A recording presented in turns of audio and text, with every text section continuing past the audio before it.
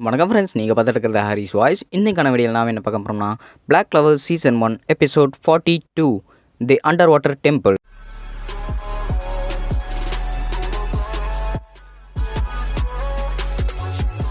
இன்னும் கொஞ்ச நேரம் தான் இருக்குது இருட்டுறதுக்கு. இருட்டுனதுக்கப்புறம் முழு பௌர்ணமி வந்துடும், அதாவது முழு நிலா வந்துடும். அந்த நிலா வந்ததுக்கப்புறம் தான் அந்த டெம்பிளில் இருக்கிற செக்யூரிட்டி மேனை வந்து கம்மியாகும். அப்போ தான் நம்ம உள்ளே நோக்கி போக முடியும். அப்போ இருட்டாயிருச்சு, என்ன நம்ம கிளம்பலாமா அப்படின்னு கேப்டன் யாமி சொல்கிறாப்புல. கேப்டன் யாமி இதுக்காக தான் நாங்கள் காத்துக்கிட்டு இருக்கிறோம், வாங்க நம்ம போகலாம் அப்படின்னு ஆஸ்தா சொல்கிறாப்புல. அப்போ சரி, இன்றைக்கி அந்த டெம்பிளில் போய் என்ன இருக்குன்னு பாத்திர வேண்டியது அப்படின்னு பேக்டாவும் சொல்கிறாரு. அங்கே என்னென்ன நண்டு இருக்கோ, என்னென்ன மீன் இருக்கோ எல்லாத்தையும் சாப்பிட போகிறேன் அப்படின்னு சாமி வந்து கத்திட்டு இருக்கிறாங்க. வா, அங்கே சுறா திமிங்கலமெல்லாம் இருக்கும்ல, அது கூட நான் சண்டை போட்டால் செமையாக ஜாலியாக இருக்குமே அப்படின்னு லக் சொல்கிறாங்க. இருந்தாலும் இங்கே கிரே இருந்துக்கிட்டு எல்லாமே ரெடி ஆகிட்டாப்புல. சரி நான் கிளம்புறேன் அப்படின்னு சொல்லிட்டு புகை மாதிரி விட்றாப்புல. சரி எல்லாருமே ரெடி ஆகிட்டீங்க, நம்ம இங்கேருந்து கிளம்பலாமா அப்படின்னு சொல்லும்போது, நோயல் நீ தயாராக இருக்கிறதில்ல, சீக்கிரம் ஆரம்பி அப்படிங்கிறாங்க. இருந்தாலும் நோயல் ஒரு மாதிரி இருக்கிறாங்க. அட நோயல், உனக்கு என்ன செய்ய ஒரு மாதிரி இருக்கிற அப்படிங்கும்போது, எனக்கெல்லாம் எதுவுமே இல்லையே, நானில் எனக்கு எதுவுமே இல்லையே அப்படிங்கிறாங்க. ஒரு மாதிரி இருந்தால் வேணா என்கிட்ட இருந்து கொஞ்சம் ட்ரிங்க் வாங்கி குடிக்கிறியா அப்படிங்கிறாங்க. அவளை போதை ஏற்றி விட்டு நீ நம்ம எல்லாத்தையும் கொல்ல பார்க்குறியோ பைத்தியக்காரி அப்படின்னு மேக்னா திட்டுறாப்புல. கேப்டன் யாமி பொறுமையாக அங்கே நடந்ததுக்கப்புறம், நோயில் இங்கே பார்த்துக்க, இந்த தருணம் தான் உன்னை எல்லோரும் நம்பி இருக்கிறோம், நீ இதை பண்ணித்தான் ஆகணும், இல்லைனா வச்சுக்க உன்னை நான் கொன்னே போட்டுருவேன் அப்படின்னு கேப்டன் யாமி மிரட்டுறாப்புல. ஐயோ என்ன இப்படி மிரட்டுறீங்க அப்படின்னு நோயில் பயந்துட்டாங்க. நான் இப்போ இதை மட்டும் தப்பாக பண்ணிட்டேன்னா எல்லோரும் உயிருக்கு ஆபத்தாயிருமே, எல்லோரும் என்ன நம்பி இருக்கிறாங்க, இவங்க தான் என்னோடய குடும்பம், இவங்க என் கூட இருக்கும்போது எனக்கு எதுவுமே ஆகாது அப்படின்னு சொல்லிட்டு அவங்க இருக்கிற எல்லாத்தையுமே பார்த்துட்டு, சரி நான் போய் அங்கே ஆரம்பிக்கிறேன் அப்படின்னு சொல்லிட்டு நோயில் தன்னோட மேஜிக் பவரால் அங்கே வந்து ஒரு பெரிய மேஜிக் பாலாட்டம் உருவாக்குறாங்க. அந்த மேஜிக் பால் வந்து ஃபுல்லாக வாட்டரால் க்ரியேட் ஆனது. அங்கே பார்த்திங்கன்னா அங்கே இருக்கிற மணல் எல்லாத்தையுமே உள்வாங்கி அது பெரிய தண்ணியாட்டாயிருச்சு. அந்த தண்ணியோட சேர்த்து அவங்க வந்து கடலுக்குள்ளே போகிறாங்க. பார்த்தீங்களா நான் இது செஞ்சுட்டேன் அப்படின்னு நோயில் சொல்கிறாங்க. ஆமாம் நோயில், நீ உண்மையிலேயே ரொம்ப சூப்பராக செஞ்சுட்ட அப்படின்னு ஆஸ்தா சொல்லும்போது, அங்கே எல்லாருமே ஒரு விஷயத்த மறந்துட்டாங்க. அங்கே கிரே வந்து உட்காந்துருக்காப்புல. கிரே ஏதோ வேறு உருவம் மாறுறா, ஏன்டா இப்படியெல்லாம் இவ்வளோ பெருசாக மாறிட்டு இருக்கிற அப்படின்னு ஃபின்ரல் வந்து சொல்கிறாப்புல. ஃபின்ரல், நான் வேணா கிரேவை கொண்டுருட்டுமா அப்படின்னு லக் சொல்கிறாப்புல. அதெல்லாம் ஒன்றும் வேண்டாம், ஏதாவது சின்னதாக மாறுற கிரே அப்படின்னு ஃபின்ரல் சொல்கிறாப்புல. இந்த சின்ன உருவம் போதுமா அப்படின்னு சாமியாக மாறிட்டாங்க. அடிப்பாவி, ஒருத்தியாலே தாங்க முடியாது, இல்லை இன்னொருத்தி வேறையா அப்படின்னு ஆஸ்தை வந்து பயப்படுறாப்புல. முழு நீளம் வந்ததுக்கப்புறம் எல்லாருமே கடலுக்குள்ளே போகிறதுக்கு ரெடி ஆகிட்டாங்க. நோயல், உண்மையிலேயே நீ ரொம்ப சூப்பராக செயல்பட்ட, ஏன்னா உன்னால தான் நம்ம எல்லாருமே இப்போ அங்கே போக போகிறோம் அப்படின்னு கேப்டன் யாமி வந்து தலையை தடவி கொடுக்குறாங்க. அதெல்லாம் ஒரு பெரிய விஷயமே இல்லை கேப்டன் யாமி அப்படின்னு நோயில் வந்து சொல்லிவிட்டு மனசுக்குள்ளேயே, ஐயோ கேப்டன் யாமி என்னை பாராட்டுறாரு அப்படின்னு மனசுக்குள்ளே நினச்சிட்டு இருக்கிறாங்க. பார்த்திங்கன்னா அந்த ஓஷனுக்கு நடுவுலையே ஒரு சூறாவளி மாதிரி போகுது. அதுக்குள்ளே இவங்க வந்து அந்த வாட்டர் பாலை வந்து இன்சர்ட் பண்ணிவிட்டு எல்லாருமே தண்ணி கடலுக்குள்ளே போயிட்டாங்க. வா, இங்கே இருக்கிற மீனெல்லாம் பார்த்தியா எவ்வளவு சூப்பராக இருக்குது அப்படின்னு வெனஸாவும் ஆஸ்தாவும் வீக்கிறாங்க. இங்கே பார்த்தீங்கன்னா ஃபின்ரல் சாமி எல்லாருமே பார்த்துருக்குறாங்க. அந்த மீன் சாப்பிட்டா எவ்வளோ சூப்பராக இருக்கும் அப்படின்னு காஷ் தன்னோட தங்கச்சிக்கு அங்கே இருக்கிற மீன் எல்லாத்தையும் கட்டியிருக்கிறாங்க. கொஞ்சம் திருப்பி போய் என் தங்கச்சி இன்னும் எதுவுமே பார்க்கல பாரு அப்படிங்கும்போது, அதுக்கெல்லாம் டைம் இல்லை, இப்போ நம்ம எங்கேயாவது போகணும் அப்படின்னு சொல்லிடும்போது, எல்லோரும் அங்கே பாருங்கள் அப்படின்னு வெனஸா சொல்கிறாங்க. என்னென்னு பார்த்தா அங்கே பார்த்தீங்கன்னா பெரிய சூறாவளியாட்டு இருக்குது, அது எல்லாத்தையுமே தாண்டி வரணும். நோயல், உனக்கு இதை சமாளிக்கிறதுக்கெல்லாம் தெம்பு இருக்குதா அப்படின்னு ஃபின்ரல் வந்து பயந்துக்கிட்டே கேட்குறாங்க.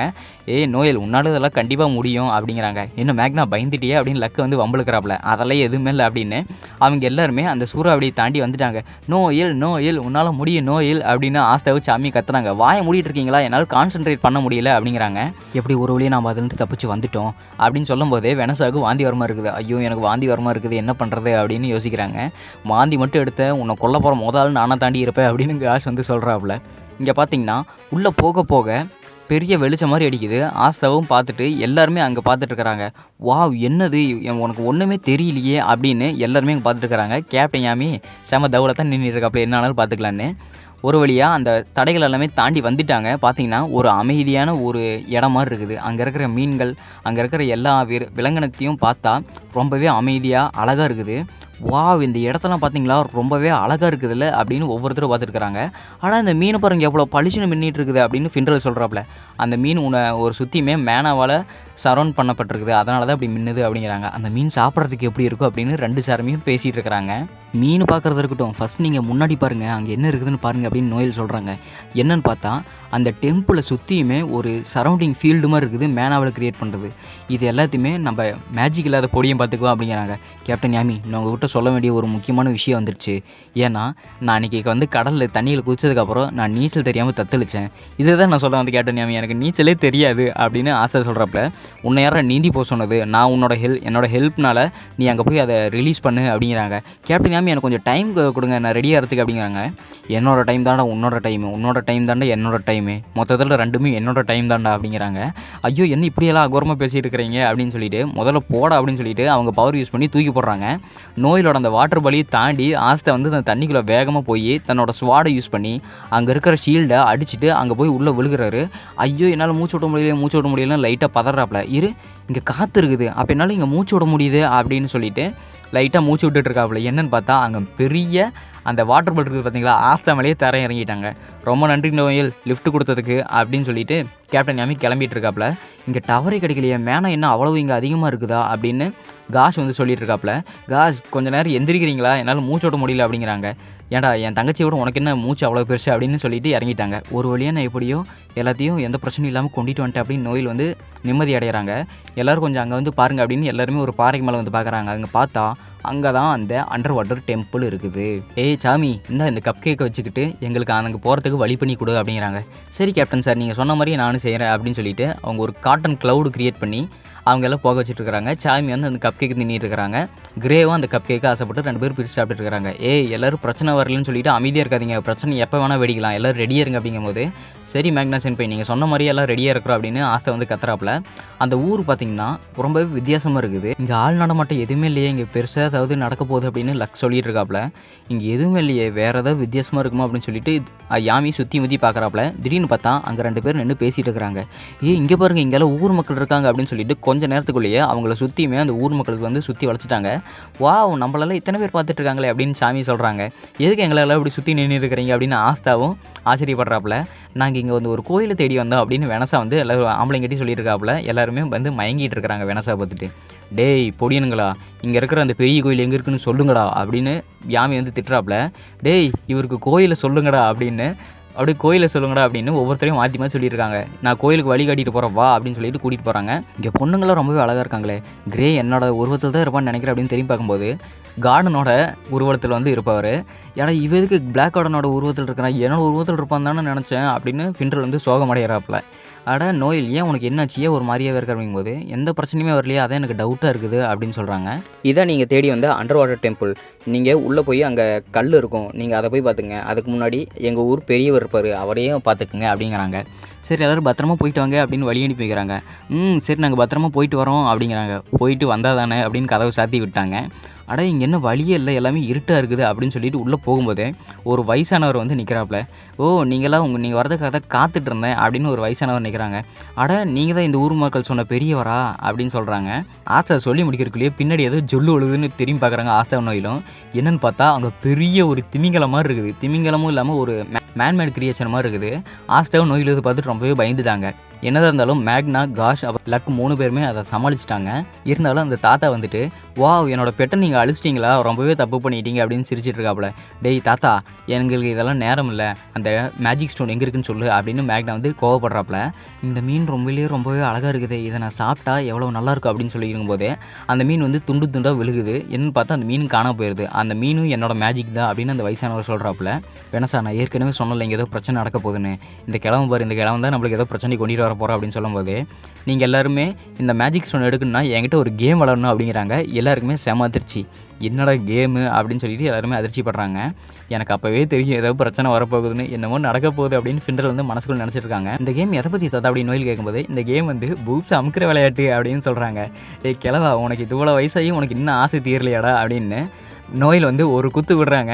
எப்பேற்பட்ட வயசில் என்னென்ன கேம் விளையாடுறான் பாரு அப்படின்னு நோயில் வந்து மிதிச்சுக்கிட்டு இருக்காங்க. நோயில் அவர் இந்த ஊர் பெரியவர்னியெல்லாம் அப்படி அவரை மிதிக்கக்கூடாது அப்படிங்கும்போது, நான் சும்மா தான் விளையாடினேன், இது வந்து உண்மையான கேமே இல்லை, உண்மையான கேமே வேறு அப்படிங்கிறாங்க. ஐயோ தாத்தா எங்களுக்கு இந்த விளையாடுறதுக்கெல்லாம் நேரமே இல்லை, சீக்கிரம் அந்த விளையாடுறது என்னன்னு சொல்லு அப்படின்னு மேக்னா வந்து கோவப்படுறாங்க.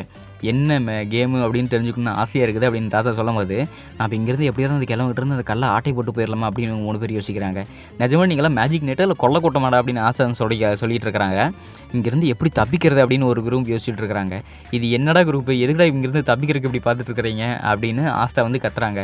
ஐயோ இது என்ன மேஜிக் நைட்டா இல்லை கொல்லை கூட்டமா எல்லாம் ஒவ்வொரு மாதிரி யோசிச்சுட்டு இருக்காங்க அப்படின்னு சொல்லும்போது, சரி பரவாயில்ல தாத்தா அவங்க கேமுக்கு நான் ரெடியாகிறேன், என்ன கேம் எப்படின்னு சொல்லுங்கள், நான் இப்போ தயாராக இருக்கிறேன் அப்படின்னு சொல்லும்போது யாமி வந்து எட்டி உறவு விடுறாங்க.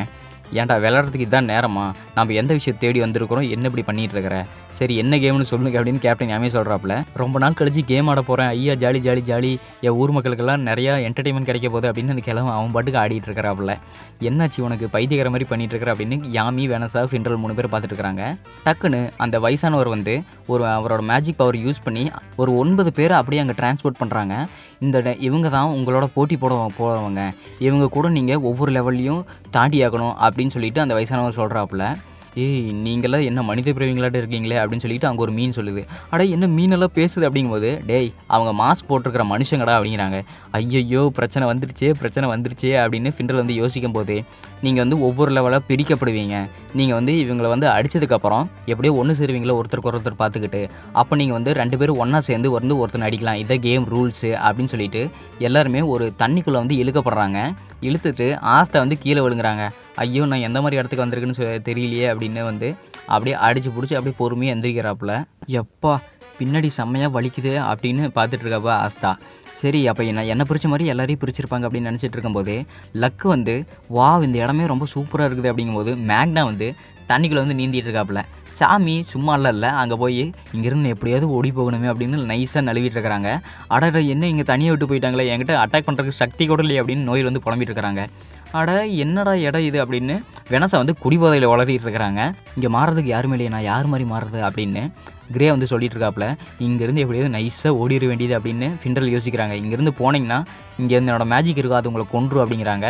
காஷும் ஒரு இடத்துல நின்றுருக்கிறாங்க. நீங்கள் 9 பேருமே இவங்க கூட சண்டை போடுங்க அப்படிங்கும்போது, 9 பேரா நாங்கள் 10 பேரில் வந்திருந்தோம் அப்படின்னு நோயில் வந்து சந்தேகப்படுறாங்க.